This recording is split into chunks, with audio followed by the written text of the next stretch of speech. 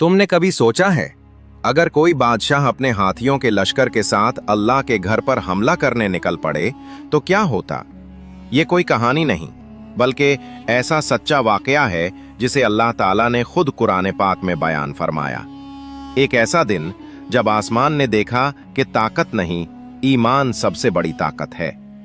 मक्का की सरजमीन, जहां रेत के जर्रों में ईमान की खुशबू रिची हुई थी, जहां हर सुबह के साथ एक ही सदा गूंजती थी, लब्बैक अल्लाहुम्मा लब्बैक। वो घर, वो मकाम जिसे खाना काबा कहा जाता है, अल्लाह का घर, जिसे इब्राहीम अलैहिस्सलाम ने अपने बेटे इस्माइल के साथ तामीर किया था। लोग दूर दराज मुल्कों से आते, कुर्बानियां देते, तवाफ करते और अपने दिलों को अल्लाह के हुजूर झुकाते। लेकिन फिर एक वक्त आया जब एक इंसान ने अपनी ताकत के गुरूर में अल्लाह के घर को मिटाने का इरादा किया। यमन की तरफ एक बड़ा बादशाह रहता था, इब्राहा अशरम, एक जालिम, मगरूर और गुरूर में डूबा हुआ बादशाह। उसने देखा कि अरब के सब लोग मक्का जाकर हज करते हैं, कुर्बानियां देते हैं और खाना काबा की ताजीम करते हैं। उसके दिल में आग लग गई। उसने कहा, मैं एक ऐसा गिरजा बनाऊंगा कि लोग खाना काबा को छोड़कर मेरे गिरजे की इबादत करें। उसने यमन में एक अजीम चर्च बनवाया, संगे मरमर से, सोने से, चांदी से। उसका नाम रखा अल कुलीस। लेकिन मक्का के अरबों ने सुना तो उनके दिल दहल गए। उनमें से कुछ गुस्से से भर गए। रात के अंधेरे में एक नौजवान मक्का से निकला और यमन जाकर उस गिरजे में गंदगी डाल दी। सुबह हुई। इब्राहा का गुस्सा आसमान को छू गया।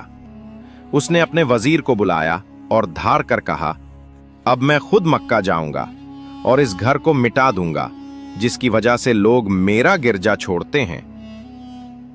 दिन गुजरते गए। इब्राहा ने एक अजीम लश्कर तैयार किया, 60,000 फौजी और साथ में हाथियों की कतारें। सबसे आगे एक बड़ा हाथी था जिसका नाम था महमूद। वो बहुत ताकतवर और समझदार हाथी था। जब लश्कर रवाना हुआ तो जमीन हिल गई, रेत उड़ने लगी। बच्चों ने आसमान की तरफ देखा और एक धूल का तूफान मक्का की सिमत बढ़ने लगा। इधर मक्का में अब्दुल मुत्तलिब, नबी करीम सल्लल्लाहु अलैहि वसल्लम के दादा, लोगों को हरम के अंदर जमा करके फरमा रहे थे, ये अल्लाह का घर है, अल्लाह खुद अपने घर की हिफाजत करेगा। उनके अल्फाज में ईमान था और चेहरे पर यकीन की रोशनी।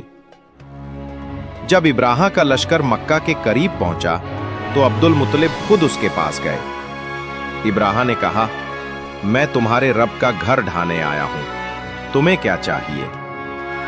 अब्दुल मुत्तलिब ने कहा, मुझे मेरे ऊंट चाहिए जो तुम्हारे सिपाही ले गए हैं। इब्राहा हंसने लगा और बोला, तुम अपने रब के घर की फिक्र नहीं करते, सिर्फ ऊंटों की फिक्र है। अब्दुल मुत्तलिब ने मुस्कुराकर जवाब दिया, ऊंट मेरा है, मैं उसकी फिक्र करता हूं, और ये घर उसका है जिसका घर है, वो खुद उसकी हिफाजत करेगा। इब्राहा खामोश हो गया, लेकिन उसके दिल में गुरूर मजीद बढ़ गया। सुबह हुई। इब्राहा ने हुक्म दिया, हाथी को आगे बढ़ाओ। लेकिन हाथी महमूद ने एक कदम भी ना बढ़ाया। जो भी उसे आगे करता वो जमीन पर बैठ जाता। अगर उसे यमन या शाम की तरफ मोड़ते तो फौरन भागने लगता, लेकिन मक्का की तरफ आता तो जमकर बैठ जाता। यह अल्लाह का इशारा था। आसमान खामोश नहीं था, फैसला हो चुका था। फिर अचानक आसमान से एक सियाह बादल जाहिर हुआ। परिंदों के झंड, छोटे छोटे परिंदे जिन्हें कुरान में अबाबील कहा गया, हर एक के पंजों में छोटे कंकर थे जैसे आग के जर्रे। वो परिंदे लश्कर पर छा गए और ऊपर से वो कंकर बरसाने लगे, ऐसे जैसे आग बरसती हो। हर पत्थर जिस पर गिरता वो सिपाही वहीं खत्म हो जाता।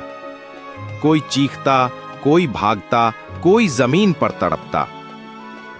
इब्राहा खुद जख्मी होकर भागा, लेकिन रास्ते में उसका जिस्म गिलने लगा और वो अंजाम को पहुंचा।